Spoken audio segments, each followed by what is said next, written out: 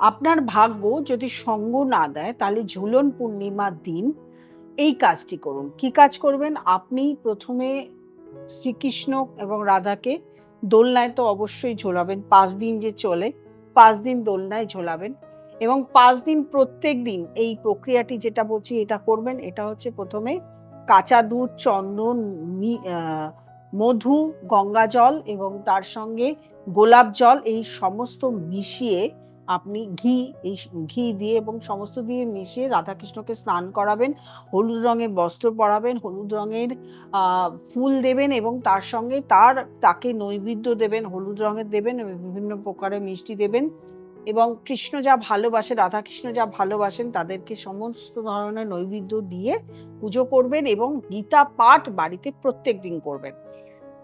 এই ৫ দিনের মধ্যে যেকোনো একদিন ৫ বছরের নিচে যেকোনো বাচ্চাকে তার পছন্দ মতন গিফট করবেন, তাকে খাওয়াবেন, তার পছন্দ মতন খাবার খাওয়াবেন। অবশ্যই নিরামিষ খাবার গিফট করবেন এবং কিছুটা গঙ্গা মাটি, গঙ্গা জল এবং ইন্দ্রজব এটা নিয়ে আপনি আ রাধা এবং কৃষ্ণকে আ অর্পণ করবেন।